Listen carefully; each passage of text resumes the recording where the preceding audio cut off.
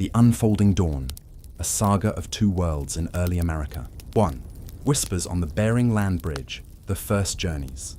In the profound silence of deep time, the continent now known as America lay pristine, a vast waiting stage. It was a land of staggering contrasts, colossal ice sheets that clawed at the sky, and sweeping plains where grasses grew taller than a man on horseback. This was the late Pleistocene epoch, the Earth's most recent ice age, a time of colossal beasts and geological transformation.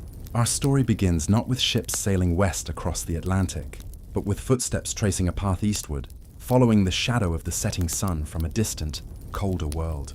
The earliest chapter of the American story is etched into the very stones and soil of a forgotten land, a vast, cold region known as Beringia. It was not a narrow causeway, but a great, windswept plain, a land bridge that stretched for nearly 1,000 miles, connecting the Siberian Far East to modern-day Alaska. This remarkable connection was made possible by the enormous volume of the world's water, locked up in continental ice sheets. As glaciers swelled to immense proportions over North America and Eurasia, global sea levels dropped by hundreds of feet, exposing the wide, shallow seabed beneath the Bering Strait. Beringia was not the barren, snow-crusted wasteland one might imagine. While treeless, the climate was drier, supporting the mammoth steppe, an ecosystem of unparalleled biomass. Here, massive herds roamed, woolly mammoths, steppe bison, caribou horses, and the formidable short-faced bear. It was the abundance of this game, the slow, pulsing rhythm of the hunt, that drew the first human families across the invisible boundary between continents. They were not migrants in the modern sense, planning a new life. They were simply people following the food, moving with the seasons, utterly unaware they were embarking upon a voyage that would populate two vast continents. The people of the Cold Hearth. Who were these pioneers?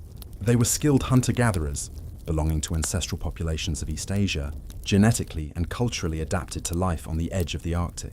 They carried with them technologies perfected over millennia: spear throwers, atlatls, meticulously crafted stone tools, fire-making techniques, and warm, tailored clothing essential for surviving the brutal, arid cold.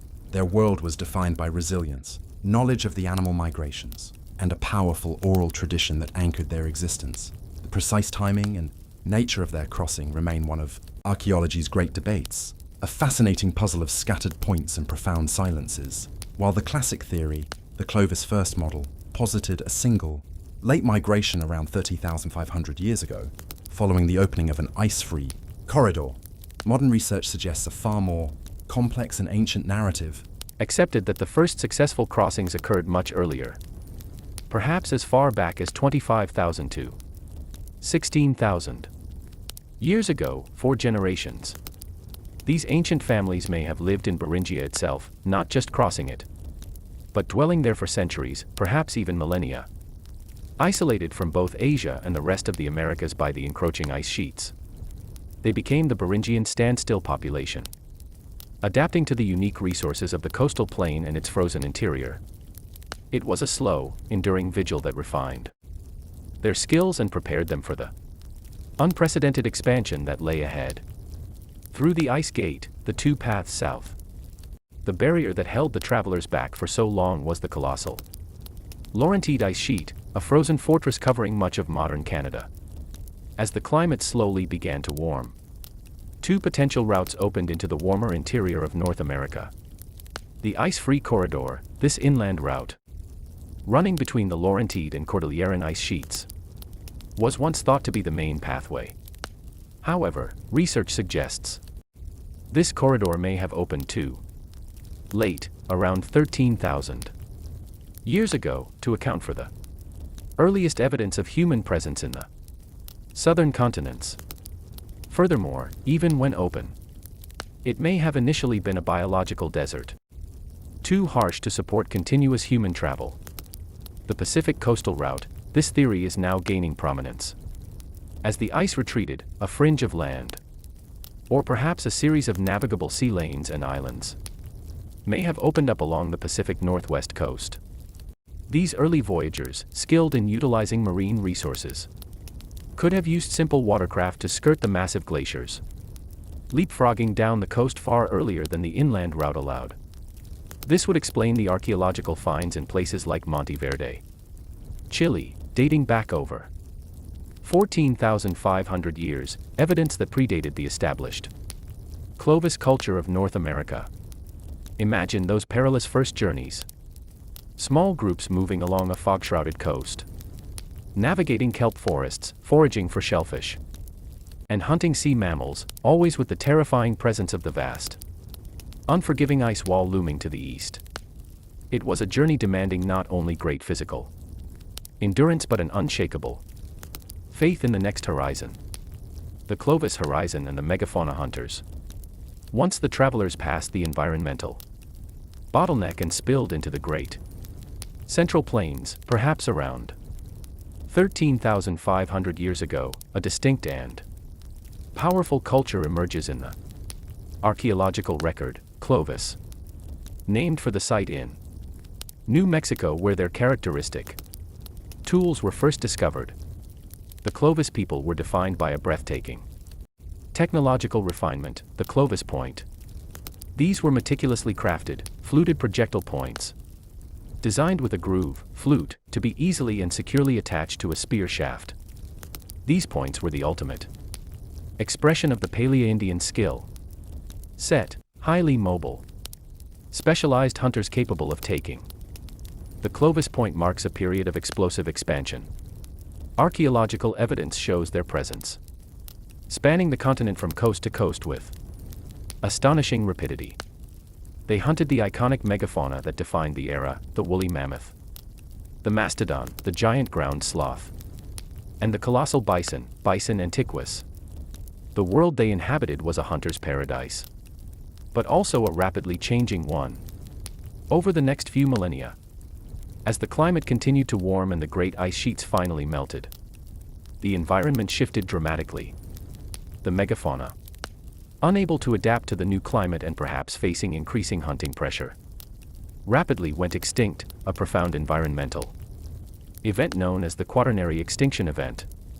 The disappearance of the mammoths around 10,000 years ago forced a cultural revolution. The Clovis tradition faded, replaced by successor cultures like Folsom, who specialized in hunting the now dominant, but still massive, Bison antiquus. Their tools became smaller, their hunting strategies more localized and nuanced, signaling a crucial move toward environmental specialization. The Great Divergence, Seeds of 1,000 Nations. The true brilliance of the first journeys lies not just in the crossing of the land bridge, but in the ensuing patient adaptation to a continent of staggering ecological diversity. As the Paleo-Indians spread and faced wildly different environments, from the high desert canyons to the lush eastern forests, their single ancestral culture began to fracture and diverge. This process, spanning over 10,000 years, gave rise to the extraordinary tapestry of Native American nations that would eventually greet the Europeans.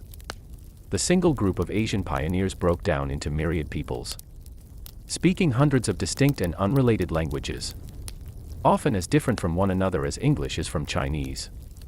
This linguistic and cultural divergence created the major families of languages, Nadine, giving rise to the Navajo, Apache, and the peoples of the Pacific Northwest, Algonquian, spreading across the vast woodlands of the Northeast and Great Lakes region.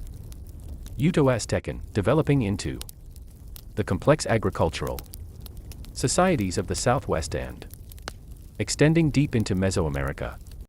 The people became defined by their landscape, the Arctic and subarctic. Here, groups like the Inuit and Aleut mastered the unforgiving environment, developing specialized tools for hunting marine mammals, utilizing snow and ice for shelter, and prioritizing community survival over all else. The eastern woodlands, the vast forests nourished a way of life that blended hunting with the systematic gathering of wild plants. As the millennia passed, these groups, the ancestors of the Iroquois, Cherokee, and others, would begin the slow adoption of agriculture, turning from mobility to sedentary village life, supported by the three sisters, corn, beans, and squash. The Great Plains, as the great herds of bison became the defining resource. Cultures specialized in highly efficient, seasonal bison hunting, Their lives were tied to the migration of the animals.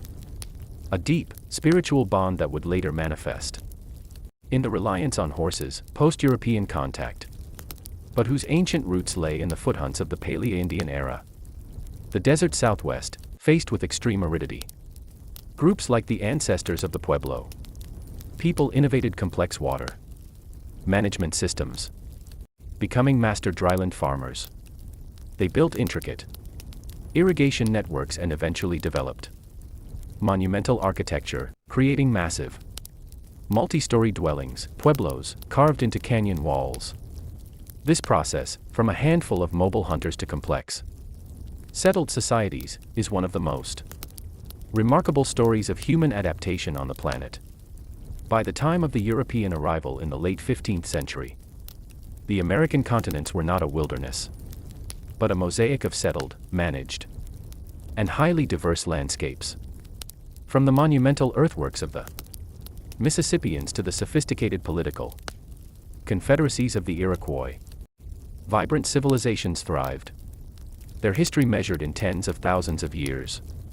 The first journeys were complete, the land populated. The whispers of the Bering Land Bridge had transformed into the powerful, distinct voices of countless nations, each with its own language, cosmology, and deep ancestral claim to the land. This was the true ancient foundation of America, a foundation built on endurance, adaptation, and the sheer epic scale of human movement across an empty world. It is upon this vibrant, diverse, and ancient world that the European saga and the subsequent conflict of cultures would eventually unfold. 2. The Great Tapestry of Turtle Island, Civilizations Before Contact. The human journey across the Americas, begun on the vast, icy plains of Beringia, found its profoundest expression not in speed, but in stillness. Not in movement, but in the rootedness of civilization.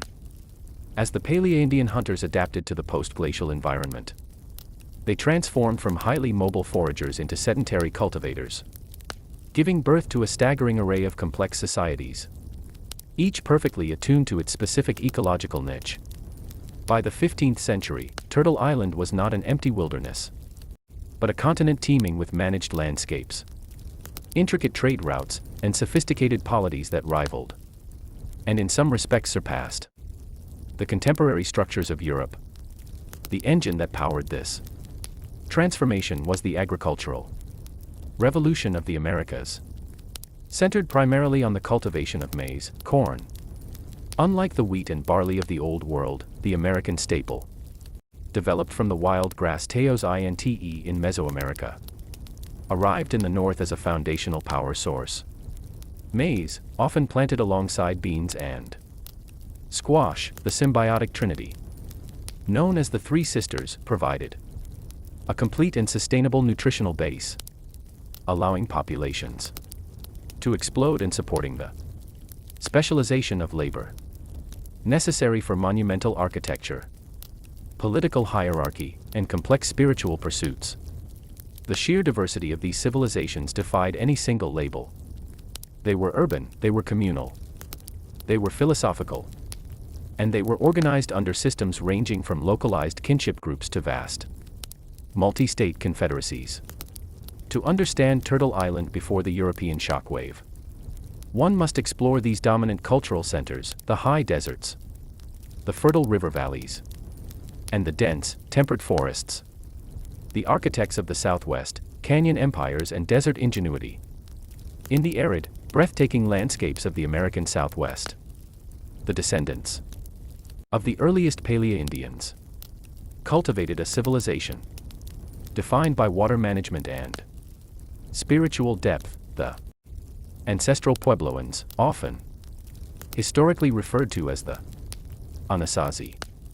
Their story, primarily spanning from about 700 to 1300 CE, is one of profound adaptation to the high desert plateaus of the Four Corners region, Arizona, New Mexico, Utah, and Colorado. The challenge of the arid climate forced innovation. The ancestral Puebloans became masters of dry land, farming and hydraulic engineering, constructing elaborate systems of check dams, terraces, and shallow reservoirs. to capture and distribute every precious drop of seasonal rainfall. This sophisticated management allowed the cultivation of the Three Sisters, along with cotton and various gourds, turning a seemingly hostile environment into a sustainable home for thousands. Their civilization reached its zenith at Chaco Canyon in northwestern New Mexico, c. 900 to 1150 CE. Chaco was not merely a village.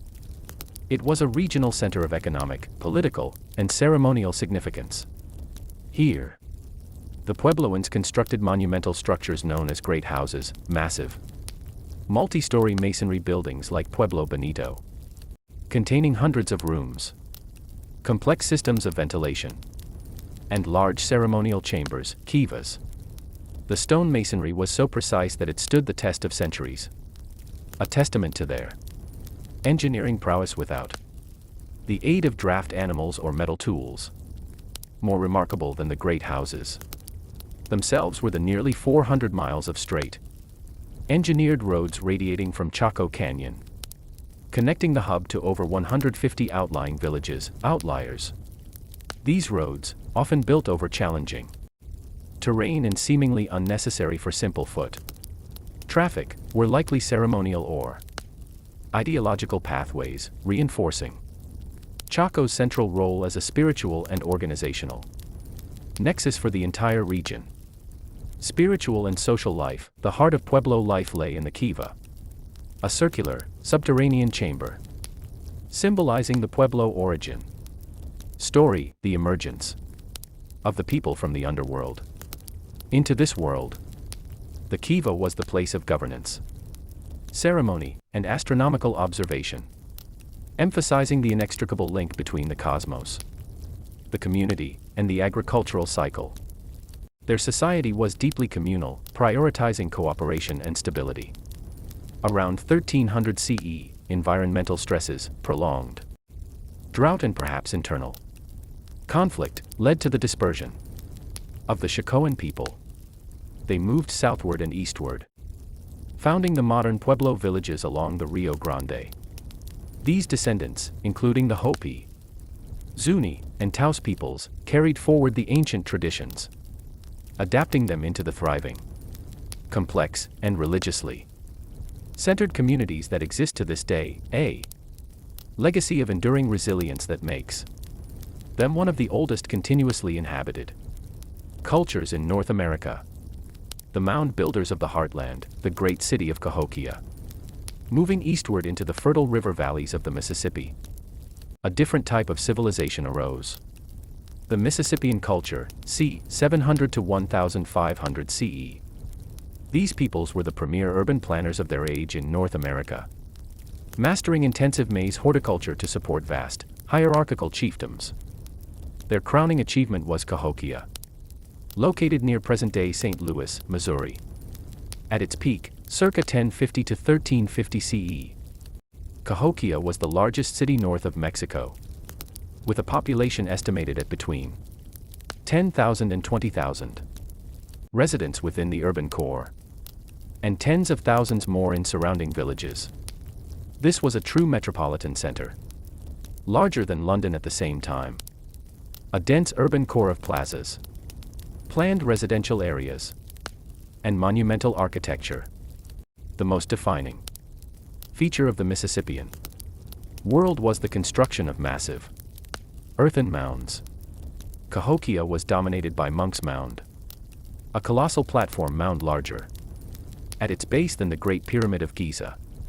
It rose in 4 terraces to nearly 100 feet, supporting a massive wooden structure, likely the home of the paramount chief or a major temple, that projected the sacred power and political authority of the Cahokian elite.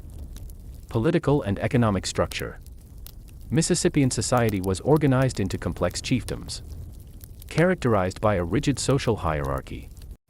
The chief, great son, held immense political and religious authority, mediated between the people and the cosmos, and oversaw the redistribution of resources. These chiefdoms were linked by an expansive trade network that stretched across the continent. exchanging copper from the Great Lakes, shells from the Gulf Coast, and mica from the Appalachian Mountains.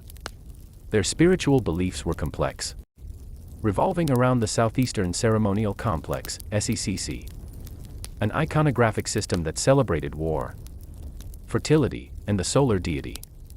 Ritual sacrifice, elaborate burial practices for the elite, and the construction of massive palisades, defensive walls, around the central plazas, attest to a society of both immense cultural wealth and endemic warfare.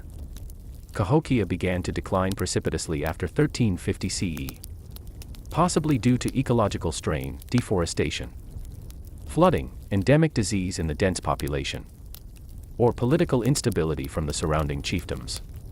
The people dispersed, carrying their cultural and religious traditions into the smaller chiefdoms of the southeast, ancestors of the Creek, Natchez, and Choctaw peoples, ensuring that the legacy of the mound builders remained vibrant, though decentralized, when Europeans finally arrived. The forest diplomats, the Iroquois Confederacy. In the dense, sprawling eastern woodlands, where the landscape favored smaller settlements and decentralized governance, the people known as the Haudenosaunee, the people of the Longhouse, often called the Iroquois, forged a political structure so sophisticated it would later influence the founding fathers of the United States.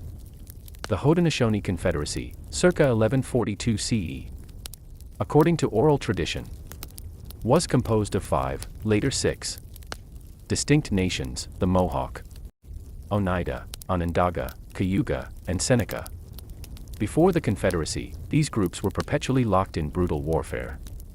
The Confederacy was born from the philosophical vision of the great peacemaker and his spokesman, Hiawatha, who traveled among the warring nations and convinced them to bury their weapons beneath the great tree of peace. The Great Law of Peace, Kyanir Ko Wa. This was the constitution of the Confederacy, a complex, unwritten legal, political, and philosophical framework that established a powerful union while preserving the autonomy of the individual nations. Political structure, governance was managed by the Grand Council of 50 hereditary male chiefs, sachems, selected by the clan mothers. The council met to deliberate on matters of war, peace, and internal policy, requiring consensus or near consensus to act. A model of representative democracy predicated on careful deliberation and checks and balances. Matrilineal society, unlike nearly all major Old World societies, the Haudenosaunee structure was matrilineal. Descent traced through the mother, and matrilocal. Men moved into the wife's longhouse upon marriage. The true power brokers were the clan mothers. Elder women who owned the longhouses controlled the agricultural produce. The three sisters held the power to nominate and depose the male sachems and vetoed declarations of war. This elevated role for women provided a crucial source of stability and control over the resources that sustained the villages. Emphasis on peace, while skilled warriors. The central philosophy of the Great Law was the pursuit of peace and justice among the member nations. The Confederacy's goal was to bring all nations under the mantle of the Great Tree of Peace, ending the cycle of endless blood feuds. It was a testament to political philosophy that prioritized long-term stability and intergroup diplomacy over individual ambition. The Haudenosaunee were deeply integrated into the eastern woodlands, relying on seasonal cycles of hunting, fishing, and intensive communal horticulture.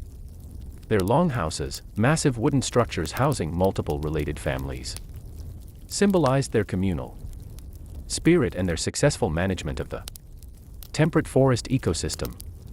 The Iroquois Confederacy was a politically active and militarily strong presence when the French and English arrived, forcing these European powers to engage with them as sovereign political entities. Beyond the major hubs, a continent in motion. While the Puebloans, Mississippians, and Haudenosaunee represent the zenith of pre-Columbian agricultural and political centralization. The rest of Turtle Island was equally populated by thriving, complex cultures. The Pacific Northwest, groups like the Kwakwaka'wakw and Tlingit developed societies based not on agriculture, but on the staggering abundance of the ocean and coastal forests. The colossal cedar trees and annual salmon runs supported large, permanent villages. Complex social hierarchies marked by hereditary nobility and slavery. And the rich ceremonialism of the potlatch, a mechanism for distributing wealth, establishing status, and celebrating communal ties. Their artistry, expressed in massive totem poles and intricate carvings, remains legendary. The Great Plains, before the reintroduction of the horse by Europeans. The Plains peoples, e.g., the Cheyenne, Lakota, were highly sophisticated foot hunters. Their lives revolved around the annual communal bison drives, using advanced tactics like surrounding herds or driving them over specialized cliffs, buffalo jumps. Their highly mobile existence was defined by deep knowledge of the vast ecosystem and a spiritual reverence for the bison, the giver of life. In every corner of the continent, the narrative of a static, primitive population is dismantled by the archaeological record. These were peoples engaged in constant internal political reform, technological innovation, economic exchange, and spiritual exploration. They practiced controlled burn ecology to manage forests and encourage game. They innovated sustainable crop rotation. And they maintained continent-spanning trade networks. Their world was vibrant, dynamic, and ancient. When European ships finally breached the horizon, they did not find an empty land waiting to be claimed. They encountered a continent already divided into thousands of territories, managed by complex nations and sovereign civilizations, a great tapestry of human achievement, poised on the edge of the most devastating collision of worlds in modern history. The societies of Turtle Island were not waiting to be discovered. They were living, breathing, and evolving cultures, fully formed and profoundly rooted in the land. The Unfolding Dawn, a saga of two worlds in early America. 3. A Sailor's Folly and a New Horizon, Columbus's Unintended Legacy. The civilizations of Turtle Island. From the great kivas of the Pueblo to the unified longhouses of the Haudenosaunee, had evolved for millennia in isolation, unaware that their ancient world was about to be violently and irreversibly fractured. The catalyst for this sudden, cataclysmic collision was a confluence of European ambition, greed, and a fundamental miscalculation of global geography, all embodied by one tenacious Genoese sailor, Christopher Columbus. The year was 1492, and the world was about to change forever. The fever of gold and God, Europe on the brink. The late 15th century in Europe was a time of dynamic, often contradictory, forces. The Renaissance had unleashed an intellectual curiosity and a renewed focus on classical knowledge. Yet this was still an age dominated by absolute religious conviction. Nation-states were coalescing under powerful, centralized monarchies, particularly in Spain, which had just completed the Reconquista, expelling the last Moorish presence from Iberia after centuries of warfare. This was a Christian, expansionist ideology, newly unified and profoundly confident in its destiny. The primary geopolitical driver, however, was economic. Europe was hungry for the wealth of the East, the silk of China, the jewels of India, and, most crucially, the spices, pepper, cinnamon, cloves, nutmeg, of the Indies. These spices were essential, not only for flavoring and preserving food but also for medicine and status. The problem was that the traditional land routes, the Silk Roads, were long, dangerous, and, critically, controlled by Italian merchants and Ottoman Muslim intermediaries. Every handful of pepper that reached London or Paris had passed through numerous hands, accruing exorbitant fees and taxes. The profits were staggering, and the desire to circumvent the middlemen was overwhelming. The goal, therefore, became clear: find a direct sea route to Asia. Portugal, under the leadership of Prince Henry the Navigator, had spent decades meticulously charting a course around the southern tip of Africa. This was a long, known, and increasingly successful path. Columbus proposed a different, seemingly simpler, but far more radical solution: sail directly west. Technology and ambition. This quest was made possible by critical technological leaps. Advances in cartography, the development of the three-masted caravel, a ship capable of sailing against the wind. The refinement of navigation instruments like the compass and astrolabe, and the proliferation of the printing press all fueled the age of exploration. It was a perfect storm of technical ability meeting insatiable desire. The European mindset was a volatile blend of piety and avarice, often summarized as the pursuit of God, glory, and gold. 2. Bring Christianity to the heathen. To gain immortal fame and noble titles, and, above all, to accrue staggering personal and national wealth. These were the interwoven motives that launched the small fleet into the vast unknown. The cartographer's dream, Columbus's folly. Christopher Columbus, a self-taught master mariner from Genoa, was a man consumed by this singular westward vision. His core premise, however, was fundamentally flawed. Based on his interpretation of various ancient and medieval texts, Columbus drastically underestimated the circumference of the earth and grossly exaggerated the longitudinal extent of Asia. He believed that the Canary Islands lay only about 2,400 miles from Japan, Sipangu. The true distance is closer to 12,000 miles. For years, he was rejected by courts across Europe, Portugal, England, and France, whose royal advisors, armed with far better astronomical and geographical knowledge, correctly dismissed his calculations as impossible. He was, in essence, demanding funding for a voyage that would certainly result in his ships and crew starving to death in the endless ocean. Finally, in 1492, he found an audience in the newly victorious monarchs of Spain, Ferdinand and Isabella. The timing was critical, the coffers were flush following the fall of Granada, the last Moorish stronghold, and the crown felt a religious mandate to fund evangelical expansion.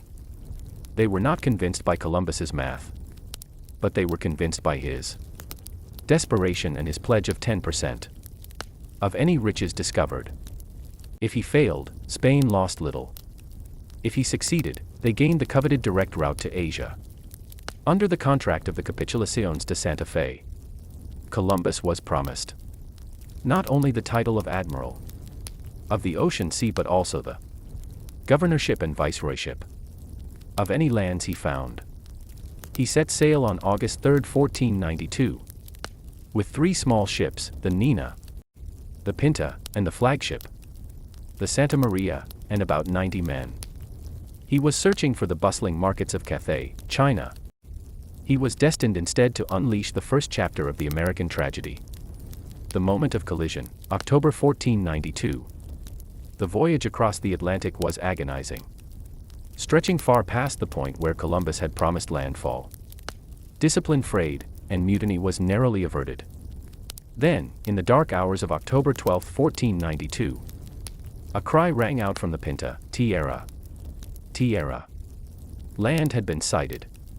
Columbus had stumbled upon a small, beautiful island in the Bahamas, which he christened San Salvador, Holy Savior. He believed, unequivocally, that he had landed in the outermost archipelago of the East Indies. The people who greeted them were the Taino, a thriving Arawak-speaking nation who had populated the Greater Antilles, Cuba, Hispaniola, Puerto Rico, for centuries. They were horticulturalists, living in well-organized villages, cultivating manioc, sweet potatoes, and the 3 sisters, corn, beans, squash. They were peaceful, skilled navigators in large canoes, and possessed a rich spiritual life centered on deities known as Zemis. Columbus's first recorded observation of the Taino is chillingly prophetic, blending awe with contempt. He found them naked, very handsome, and marvelously friendly. But his eyes were fixed on a different prize. They brought us parrots and balls of cotton and spears and many other things. But they seemed to me to be a very poor people. they do not hold arms, and know them not. For I showed them a sword. And they took it by the edge and cut themselves out of ignorance. They should be good servants and intelligent. For I observed that they quickly took in what was said to them. And I believed that they would easily be made Christians. As it appeared to me that they had no religion, I could conquer the whole of them with 50 men and govern them as I pleased.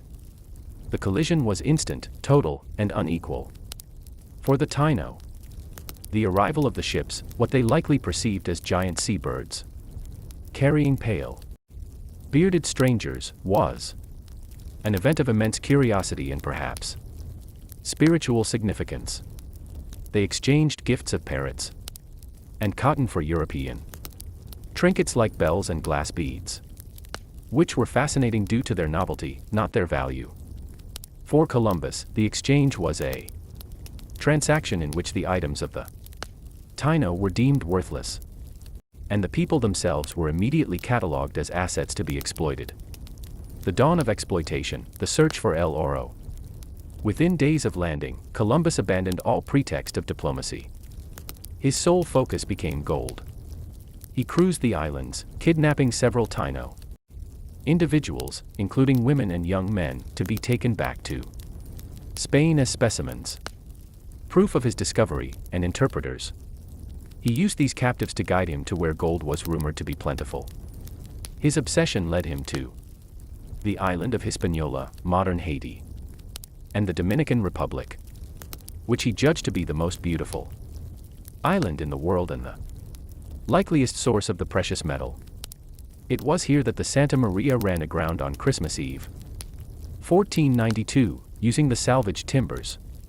Columbus established the first European settlement in the Americas. La Navidad, the Nativity. He left behind 39 men, instructing them to find the source of the gold and to treat the natives kindly, an instruction he immediately undercut by kidnapping several more people before departing. The stage was set for inevitable disaster. The crew he left behind, freed from the discipline of the voyage and fueled by visions of easy wealth, soon turned to rape, robbery, and enslavement of the local Taino population. When Columbus returned on his second, much larger voyage in late 1493, with 17 ships and over 1,200 men, now explicitly focused on colonization and exploitation, he found La Navidad burned to the ground and all his men dead. This incident marked the definitive shift from exploration to military subjugation. The concept of mutual exchange was dead. In its place was a naked hunger for control and wealth. The unintended legacy, the catastrophe for the Taino. The second voyage initiated the full-scale colonization of Hispaniola and the immediate systemic destruction of the Taino civilization. The Taino population, estimated by some scholars to be in the hundreds of thousands or even up to a million across the Antilles, faced twin apocalypses, systemic brutality and biological warfare. 1. Systemic brutality and the encomienda. Columbus, driven by his mandate to produce gold, imposed a brutal quota system. Every Taino adult was required to deliver a certain amount of gold dust, or cotton, in areas without gold, every 3 months. Those who failed were brutally punished, often having their hands cut off. When the Taino resisted, led by chiefs like Cayanabo, who organized the initial attack on La Navidad, Columbus and his men responded with overwhelming European military technology, steel swords, crossbows, terrifying war dogs, and, most decisively, horses, which the Taino had never seen and viewed as monstrous beasts. Resistance was met with massacres, public executions, and the rounding up of thousands of people for transport into slavery. The brutality culminated in the establishment of the encomienda system. While officially a system where Spanish settlers, or encomenderos, were entrusted with a group of natives to protect and Christianize, it was, in practice, a thinly veiled form of chattel slavery. The Taino were forced to labor endlessly in gold mines, on plantations, or as personal servants. The work was crushing, the food inadequate, and the abuse relentless. The moral horror of this system was documented by a young Spaniard who participated in the early voyages before renouncing his actions and becoming the protector of the Indians, Bartolomé de las Casas. He wrote in vivid detail of the atrocities, the arbitrary killings, the use of indigenous people for target practice, the mass suicides committed by the Taino to escape the living hell of the mines, and the collapse of the Taino social structure. Under the administration of Columbus and his brothers, the population of Hispaniola began to plummet rapidly. The combination of forced labor, starvation, and Spanish violence was genocidal in its effect. 2. The biological apocalypse, invisible invasion. Compounding the violence was a silent, unstoppable killer, old world diseases. The Taino and all other indigenous populations of the Americas had zero immunological resistance to pathogens common in Europe and Africa, such as smallpox, measles, influenza, typhus, and bubonic plague. The arrival of the Europeans marked the beginning of the Columbian Exchange, a transfer of flora, fauna, and people across the Atlantic. For the indigenous populations, however, the most devastating import was disease. On the second voyage, sicknesses began to sweep through the Spanish crew, and they quickly jumped to the Taino, tearing through the dense, unexposed population with unprecedented ferocity. The diseases did not merely kill the sick. They destroyed entire communities and infrastructure. As entire villages were wiped out, the survivors could not plant crops, care for the elderly, or bury the dead, leading to widespread famine and secondary outbreaks. The demographic collapse of the Taino in Hispaniola is perhaps the most shocking statistic in human history. From an estimated population of hundreds of thousands, or more, in 1492, the number had fallen to perhaps 50,000 by 1508, to around 15,000 by 1515, and to virtually none by the middle of the 16th century. Within one generation of Columbus's discovery, the entire Taino nation was functionally extinct, replaced by enslaved Africans brought in to continue the brutal labor that the decimated indigenous population could no longer perform. Conclusion: the unfolding dawn of the Atlantic world. Christopher Columbus died in 1506, still believing he had found a new route to Asia, not a new continent. His legacy is one of profound, catastrophic irony. He was a flawed visionary whose quest, fueled by medieval ambition and Renaissance technology, achieved the greatest geographical feat of his age. Yet, his discovery was, for the people who greeted him, the unmaking of their world. The 4 voyages of Columbus did not just connect 2 continents. They violently inaugurated the Atlantic world, a global system driven by conquest, exploitation, slavery, and biological exchange. The ruins of the Taino civilization became the foundation upon which Spain built its New World Empire, paving the way for further European exploration and, eventually, the settlement of North America. The whispers of the Bering Land Bridge, the sophistication of Turtle Island civilizations, all were violently silenced by the arrival of 3 small ships. The new horizon that dawned in the Caribbean was magnificent for Europe. But for the Taino, it was the eclipse of their own world.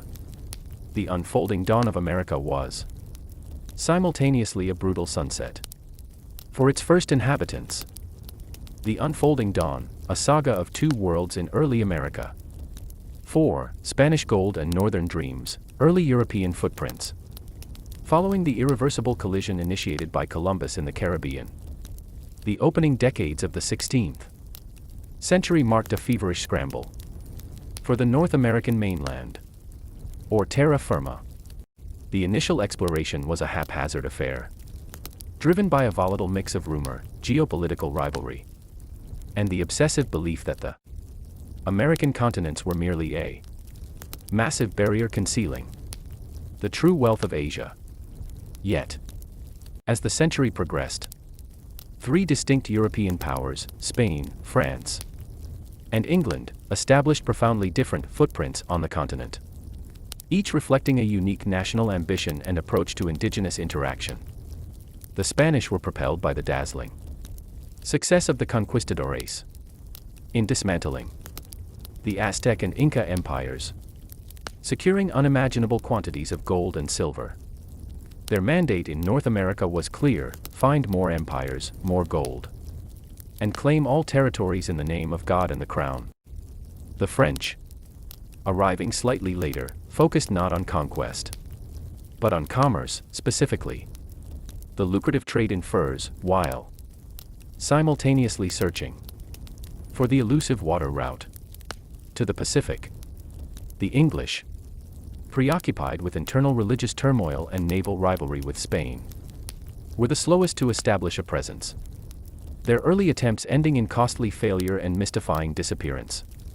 This period was characterized by a fundamental asymmetry. While European powers sought wealth and empire, their passage through the continent simultaneously unleashed devastating disease and violence upon the indigenous civilizations of Turtle Island, often collapsing sophisticated societies before permanent European settlement had even begun. The Golden Obsession, Spanish conquistadores in the south. For Spain, the American mainland was simply an extension of the wealth-generating machine perfected in Mexico and Peru. Expeditions were launched with the explicit goal of finding the next Tenochtitlan or Cusco, leading massive, heavily armed incursions into territories unknown to them but inhabited by millions of indigenous people.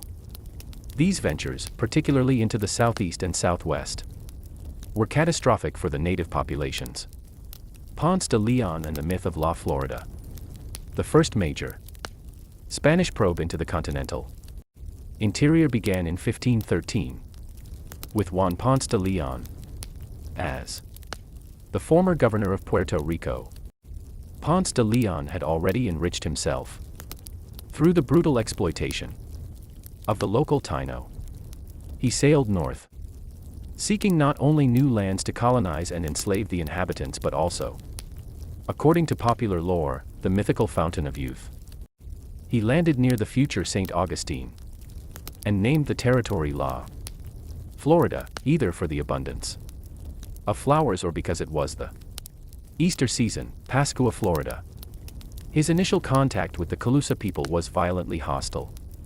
Unlike the decimated Taino, the Florida tribes were numerous, organized, and fiercely resisted the Spanish incursions. Ponce de Leon's initial foray failed to establish a permanent foothold and found no gold. He returned in 1521 for a second attempt at colonization, but was mortally wounded by a Calusa arrow, dying soon after in Cuba. Ponce de Leon's legacy was defining. He formally claimed a vast, undefined territory for Spain, marking the beginning of a relentless, though often frustrated, effort to conquer a region that proved far more difficult and less lucrative than the Spanish had hoped. De Soto's devastation, the collapse of the Mississippians, the most destructive and significant Spanish expedition into North America was led by Hernando de Soto, 1539 to 1542. De Soto was a veteran of Pizarro's conquest of the Inca and possessed a desperate lust for treasure and fame. He landed near modern-day Tampa Bay, Florida, with a massive army, over 600 soldiers, 200 horses, dozens of war dogs, and a herd of swine. For 3 years, this army marched through what is now the southeastern United States, Florida, Georgia, the Carolinas, Tennessee, Alabama, Mississippi, and Arkansas. De Soto's methods were simple and brutal. They would kidnap local chiefs, hold them hostage for supplies and intelligence, and torture anyone suspected of concealing gold. De Soto's path cut directly through the sophisticated, yet decentralized, Mississippian chiefdoms, the descendants of the great city of Cahokia. He encountered numerous powerful, fortified towns, such as Mobile, which resisted fiercely. The battle at Mobile resulted in a horrific Spanish victory, but at a high cost. proving that these native societies were far from primitive. Crucially, the De Soto expedition acted as a walking reservoir of Old World diseases. Even where the Spanish did not commit violence, their presence was fatal. Smallpox, measles, and influenza, carried by the soldiers and the swine, spread rapidly through the dense river valley populations, initiating a biological catastrophe that preceded the arrival of any permanent European settlements. When later European explorers or French missionaries visited the Southeast in the 17th century, they found the Mississippian world utterly transformed. Many of the great towns had vanished, their populations having collapsed by 90% or more, leaving behind fragmented, struggling remnants of once mighty chiefdoms. De Soto himself died of fever on the banks of the Mississippi River in 1542. His body secretly dumped into the water to hide his death from the enslaved native population. Coronado's disillusionment, the search for Cibola. Contemporaneously with De Soto's venture, another large-scale Spanish expedition struck north into the arid southwest. Francisco Vázquez de Coronado, 1540–1542, led a force of nearly 300 soldiers, over 1,000 indigenous allies and servants, and thousands of livestock, all chasing the ultimate American fantasy, the 7 cities of Cibola, rumored to possess staggering wealth and gold. Coronado marched through modern Arizona and New Mexico, encountering the settled Pueblo peoples, descendants of the ancestral Puebloans. When he reached the Zuni Pueblo of Hahuaca, he found not golden towers but large, well-constructed stone and adobe villages. Disappointed but persistent, Coronado used force to establish dominance over the region, seizing food stores and demanding tribute, leading to the brutal Tewesh War near modern Albuquerque. Coronado was then lured onto the vast, featureless Great Plains by a Plains Indian guide known as the Turk, who spoke of an immensely wealthy kingdom called Quivira far to the northeast, in modern Kansas. Coronado dragged a smaller contingent across the immense buffalo-filled plains, only to find Quivira was a simple Wichita village of grass lodges, possessing no gold at all. Coronado's expedition was an economic failure for the Spanish crown, yet it was geographically monumental. It gave Spain its first detailed knowledge of the continent's interior, confirmed the absence of a quick fortune in the north, and led to the first enduring European interaction with the sophisticated Pueblo and Plains cultures. The Spanish withdrew, but their claim on the southwest remained, culminating in the permanent colonization of New Mexico. Beginning in 1598, the Northern Crescent, French fur and faith. While Spain focused on direct conquest and extraction in the south, the French approach in the north was shaped by 2 different forces: the necessity of finding the Northwest Passage and the enormous value of fur. Probing the Atlantic edge, Verrazano and Cartier. The French crown, eager to challenge the Spanish and Portuguese monopoly, sponsored early expeditions aimed at finding a navigable water route through the continent to Asia. In 1524, Giovanni da Verrazzano, an Italian sailing for France, explored the Atlantic coastline from the Carolinas up to Newfoundland. He was the first European to sail into New York Harbor and Narragansett Bay, charting the coast and making generally peaceful, if cautious, contact with various coastal Native American groups, noting the richness of the land but finding no passage. The primary French focus shifted to the massive estuary of the St. Lawrence River.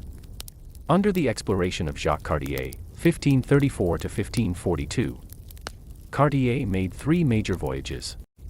He was convinced the river was the gateway to Asia, pushing deep inland to the major Iroquoian settlements of Stadacona, near Quebec City, and Hochelaga, near Montreal. Cartier had generally better relations with the indigenous people than the Spanish, but his voyages were not without conflict. He kidnapped several individuals, including the sons of Chief Donnacona, to take back to France. Cartier's attempts to establish a permanent colony in 1541–42 ultimately failed due to the severe Canadian winter, scurvy, and increasing hostility from the local Iroquoian populations who had tired of the French presence and their disruption of local trade. The fur trade economy. Despite the failure of early settlements, the French established a far more sustainable, if disruptive, economic model based on the fur trade. The demand for beaver pelts, used to make fashionable felt hats in Europe, was insatiable. This economic driver led the French to adopt a policy vastly different from the Spanish. They needed the native populations as partners, not slaves. The French created extensive alliances with nations like the Algonquin and Huron-Wendat, trading European goods, kettles, metal tools, axes, and firearms for prepared pelts. This relationship, while often built on mutual economic benefit, fundamentally reshaped the indigenous world. It created dependency on European goods, escalated intertribal warfare as groups fought to control hunting grounds and access to French traders, and drew the French deep into native political rivalries, particularly against the powerful Iroquois Confederacy, Haudenosaunee, who became aligned with the English and Dutch later. French settlements remained tiny, mostly military outposts and trading posts, in contrast to the large agricultural colonies established by the Spanish. By the end of the 16th century, the French foothold was tenuous but strategically brilliant, laying the groundwork for the vast territory of New France, based on trade and diplomacy, rather than outright conquest. England's hesitant start, the quest for a toehold. England was a latecomer to the colonization game, preoccupied with the Protestant Reformation under Henry VIII and the threat of Catholic Spain under Elizabeth I. England lacked the unified purpose and immense resources of the Spanish crown. Its initial North American activity was driven by two motives: Protestant rivalry and the hope of replicating the French model. Privateers and pirates. For decades, England's primary engagement with the Americas was through privateering, state-sanctioned piracy. Sailors like Sir Francis Drake and John Hawkins became national heroes by attacking Spanish colonial ports and treasure fleets sailing from the Caribbean, seizing vast amounts of gold and silver. This naval conflict fueled the rivalry leading up to the defeat of the Spanish Armada in 1588, distracting England from organized colonization but providing a powerful anti-Spanish, anti-Catholic ethos that would later define its colonial efforts. The search for the Passage and early failures. English efforts to find the Northwest Passage continued the tradition set by the French. Explorers like Martin Frobisher and John Davis probed the freezing Arctic waters, finding only icy inlets and no clear path to Asia. The first attempts at establishing a true toehold were led by Sir Humphrey Gilbert and, later, his half-brother, Sir Walter Raleigh, driven by the economic theory that England needed its own source of raw materials and new markets. Gilbert, obsessed with founding a Protestant utopia, failed spectacularly, losing his life and his ship during a return voyage from Newfoundland in 1583. Raleigh and Roanoke, the lost colony. The most telling early English failure was the attempt to establish a colony in the region. Raleigh named Virginia, after the Virgin Queen, Elizabeth I. Raleigh sponsored two key attempts at establishing a settlement on Roanoke Island, off the coast of modern North Carolina, a territory inhabited by the Algonquian-speaking Roanoke people. The 1585 military colony. The first attempt was essentially a military expedition, focused on finding gold and a suitable port. Poorly supplied and quickly antagonized by the local native population due to their aggressive demands for food, the colonists were quickly forced to flee. With Sir Francis Drake in 1586, the colonists left behind a clear record: the challenges of logistics, the hostility of the environment, and the difficulty of maintaining peaceful relations with the indigenous neighbors were profound. The 1587 City of Raleigh. the lost colony. The second attempt was led by John White and consisted of families aiming for permanent agrarian settlement. White left a group of over 100 settlers, including his daughter and granddaughter, Virginia Dare, the first English child born in North America, and immediately returned to England for supplies. The Anglo-Spanish War and the Armada crisis prevented White from returning for 3 years. When White finally returned to Roanoke in 1590, the settlement was deserted. The only clue left behind was the word Croton carved into a post. The colonists, suffering from disease, starvation, and likely pressure from hostile native groups, perhaps due to the prior military colony's actions, had apparently relocated to the island of their friendly neighbors, the Croton people.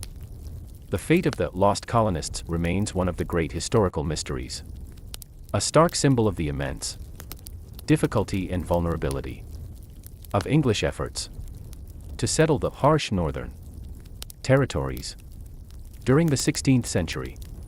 A shattered silence, the New World in 1600. By the dawn of the 17th century, the early European footprints had created a mosaic of claim and disaster across the continent. Spain was the undisputed master of the southern and western coasts, having successfully mapped the interior, secured the lucrative silver mines of Mexico, which indirectly funded their North American explorations, and established a permanent cultural and religious presence, most notably with the founding of St. Augustine, Florida, 1565, the oldest continuously inhabited European established settlement in the United States. Their footprint was deep, yet their true interest lay south of the Rio Grande. France had claimed the massive St. Lawrence River valley and established a vibrant, extensive, but non-territorial economic network based on the fur trade, making them key political players in the intertribal rivalries of the Northeast. England had failed completely to establish a permanent colony, but the geopolitical stage was set. The failures of Roanoke, the defeat of the Armada, and the economic ambition of emerging merchant companies would soon lead to a far more concerted and successful effort to establish a permanent English presence, culminating in Jamestown in 1607. Crucially, the vast majority of the continent remained under the political and physical control of its original inhabitants. But the silence of the pre-contact world had been shattered. From the shattered Mississippian chiefdoms of the Southeast to the struggling Pueblo peoples of the Southwest, the indigenous world was grappling with biological devastation, political upheaval, and a newly violent, unpredictable European presence. The exploration phase was over. The colonization phase was about to begin. The Unfolding Dawn, a saga of two worlds in early America. 5. Jamestown's crucible, starvation, tobacco, and the birth of enterprise. The failures of the 16th century, the tragedy of Roanoke, the futility of chasing the Northwest Passage, did not extinguish England's imperial hunger. They simply redirected it. By the dawn of the 17th century, the colonization effort had been transferred from the hands of wealthy, idealistic gentry like Sir Walter Raleigh to the ambitious, capital-driven sphere of the merchant class. The result was the formation of the Virginia Company of London, a joint stock company whose mandate was not national glory or religious freedom, but profit. In December 1606, 3 small ships, the Susan Constant, the Godspeed, and the Discovery, set sail for the Chesapeake Bay. They carried 104 male passengers, the vanguard of a new, commercially focused enterprise. Their destination, a swampy, malarial spit of land they named Jamestown, would become the crucible of English America, a place of unimaginable suffering that, through sheer desperation and a miraculous cash crop, finally managed to gain the permanent, bloody toehold that had eluded England for a century. The story of Jamestown is the story of brutal, capitalistic survival, forged in the fires of starvation, disease, and relentless conflict with the powerful indigenous empire that surrounded them. The Gentleman's Folly and the Powhatan Shadow, 1607. The expedition arrived in May 1607 and chose a site that was strategically defensible but ecologically disastrous. Located on the brackish, swampy James River, the site was poorly suited for farming and was infested with mosquitoes carrying disease. Crucially, the location was also directly within the territory of the Tsenacomica, an immense political confederacy led by a paramount chief known as Powhatan Confederacy.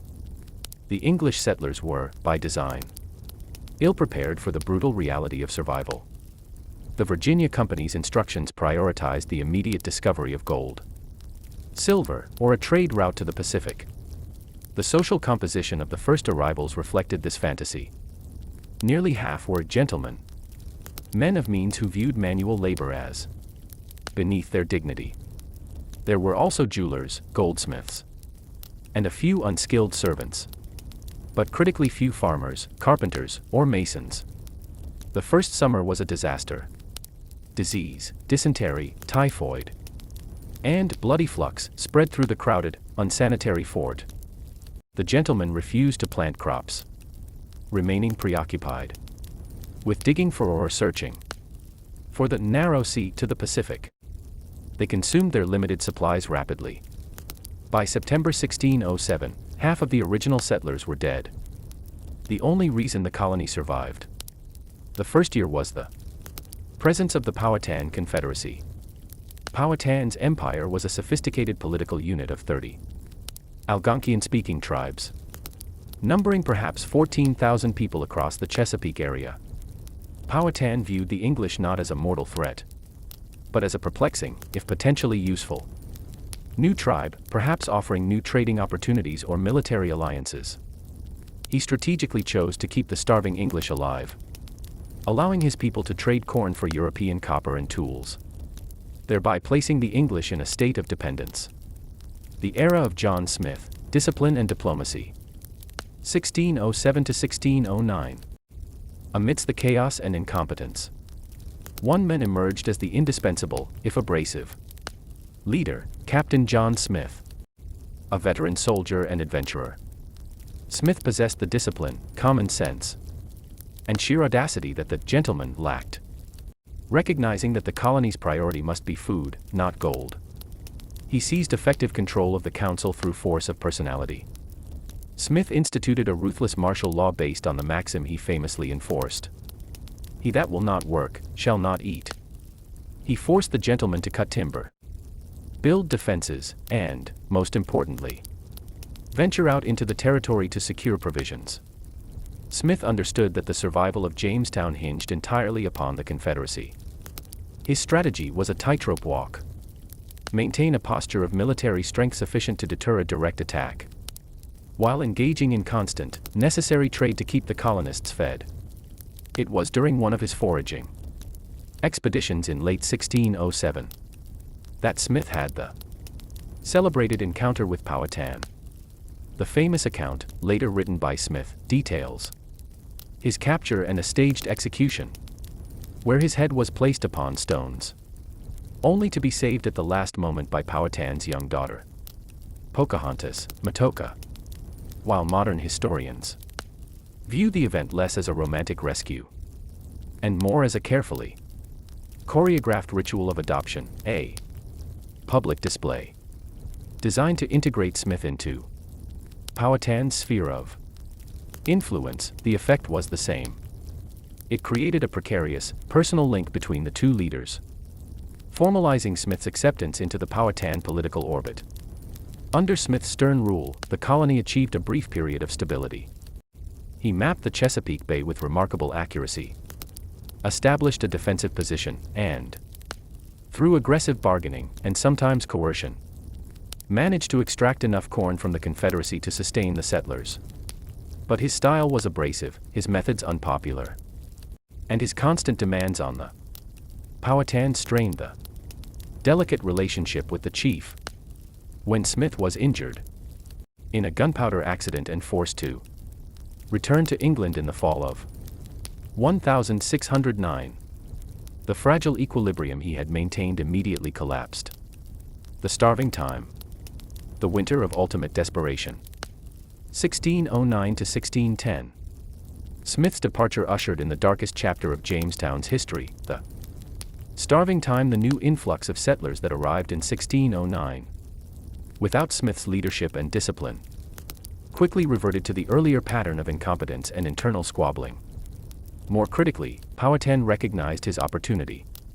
With his primary adversary gone, and sensing that the English posed a growing existential threat to his territory, he abandoned his strategy of calculated tolerance. The Confederacy imposed a devastating siege on the fort. The settlers could no longer venture out to hunt, fish, or forage. Any who left the protection of the palisade were killed. The winter of 1609 to 1610 was characterized by apocalyptic famine. The settlers ate their horses, then their dogs, cats, and rats.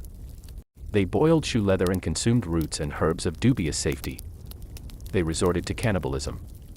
Archaeological findings at Jamestown later confirmed the dismemberment and consumption of one young woman's body during this period of desperation. Of the estimated 500 colonists living in Jamestown in September 1609, only about 60 emerged alive in May 1610. The ultimate failure seemed certain when a resupply fleet led by Governor Thomas Gates finally arrived in May 1610. They found the few survivors skeletal and demoralized. Gates made the pragmatic decision to abandon Jamestown. They boarded the survivors onto ships and began sailing down the James River toward the open ocean, intending to return to England. However, a miraculous reprieve occurred just hours later. Before the departing ships reached the mouth of the Chesapeake, they encountered a longboat carrying an advance party for a large relief fleet led by the new aristocratic governor, Lord de la Warr. De la Warr brought hundreds of new settlers, fresh supplies, and an iron will. He immediately ordered the ships to turn around. Jamestown was saved at the very moment of its collapse. But the experience of the starving time forever etched the brutal cost of North American colonization into the English psyche. The salvation of smoke, the tobacco revolution. De la Warr and his successors instituted a draconian military regime designed to impose order and obedience. Yet, the colony still lacked a sustainable economic model. The gold had never materialized, and the search for the Northwest Passage was futile. The Virginia Company was hemorrhaging money and facing bankruptcy. Jamestown remained a military outpost, not a profitable enterprise. The colony's salvation came not from a mine, but from a plant, tobacco. Prior to 1612, the only tobacco strain grown was harsh and unpalatable to European tastes. The savior was John Rolfe, a prominent settler who arrived in 1610. Rolfe understood the massive, unmet demand for a smoother smoking leaf sweeping through Europe. He successfully crossbred the local Virginian tobacco with a sweeter, imported strain from Trinidad and Venezuela. The result was a successful, highly addictive, and marketable commodity. By 1614, the first commercial shipments of Rolfe's tobacco reached London. The demand was immediate and explosive. Suddenly, Virginia had found its cash crop. The consequences of the smoke. The tobacco boom utterly transformed Jamestown. And the destiny of the future. American South. Land hunger. Tobacco cultivation rapidly depletes soil nutrients, requiring farmers to constantly clear new land. The colony's focus shifted instantly from mining and military defense to aggressive land acquisition. Every farmer sought more acreage, inevitably pushing the colonial boundaries further into Powhatan territory. Labor demand. Tobacco is an intensely labor-intensive crop. This immense, sudden demand for cheap labor led to two foundational developments in American history. The headright system, 1618, to incentivize immigration. The Virginia Company offered 50 acres of land to any settler who paid for his or her passage, and 50 acres for every person, including indentured servants, whose passage they paid. This fueled a massive surge in immigration, primarily of young, poor indentured servants from England.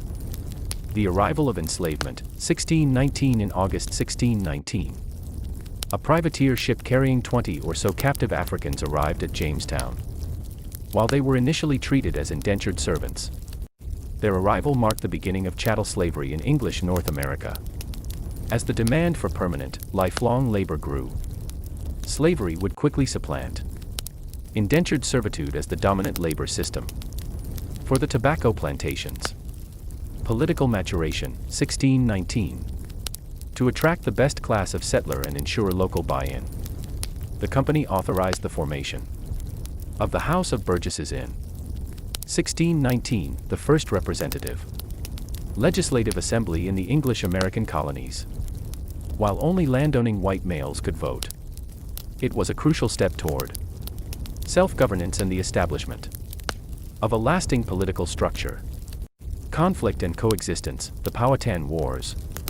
The Tobacco Revolution did more than save the colony. It killed the peace.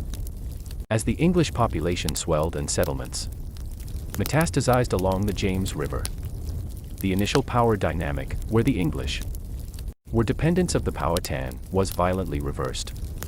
A brief respite, a pivotal moment of peace, occurred in 1614, when John Rolfe married Pocahontas, who had converted to Christianity and taken the name Rebecca. This strategic alliance, blessed by Powhatan, ushered in the Peace of Pocahontas, a period of relatively stable coexistence that lasted until Powhatan's death in 1618. During this time, Pocahontas and Rolfe traveled to England, where she was treated as a celebrity, further solidifying the cultural and political link between the two worlds. Pocahontas died in England in 1617, and Powhatan died the following year. The Great Uprising, 1622. With the passing of the conciliatory Powhatan, leadership of the Confederacy fell to his militant half-brother, Opechancanough. He possessed a fierce, uncompromising understanding of the existential threat posed by the English. Opechancanough saw the colonists' insatiable hunger for land driven by the stinking weed, tobacco, as an irreversible encroachment that threatened the very survival of his people and their culture. He spent 4 years planning a coordinated, decisive strike. On the morning of March 22, 1622, the Powhatan Confederacy launched a massive surprise attack across the scattered English settlements. Under the guise of peaceful trade, warriors entered homes and plantations, using the settlers' own tools and weapons against them. In a single day, nearly one-third of the entire colonial population, approximately 347 men, women, and children, was slaughtered. Jamestown itself was saved only by the warning of a young Powhatan boy who had converted to Christianity. But the devastation across the plantations was total. The aftermath. The uprising of 1622 marked the end of any serious pretense of coexistence. The English responded with a brutal, decade-long series of counterattacks, poisoning food supplies and engaging in scorched earth tactics. They declared a policy of relentless war aimed at extermination or forced removal. The economic and political shockwave in England was also profound. The Crown blamed the Virginia Company for its poor management and failure to protect the settlers. In 1624, King James I revoked the company's charter, and Virginia was transformed from a struggling corporate venture into a royal colony. Conclusion: the birth of a model. Jamestown's initial survival was not guaranteed by divine providence or superior English strength, but by the calculated tolerance of the Powhatan Confederacy and the individual discipline of men like John Smith. Its subsequent success, however, was guaranteed by a single, addictive commodity, tobacco. The crucible of Jamestown, marked by starvation and cannibalism, ultimately produced the foundational model for English America. A society driven by the pursuit of agricultural profit, dependent on imported labor, indentured and enslaved, constantly expanding its borders, and fundamentally committed to the violent displacement of the indigenous populations who stood in the way of economic growth. The birth of enterprise at Jamestown set the pattern for the southern colonies and irrevocably shifted the unfolding saga of North America from one of exploration and failed settlement to one of brutal, profitable, and permanent colonization.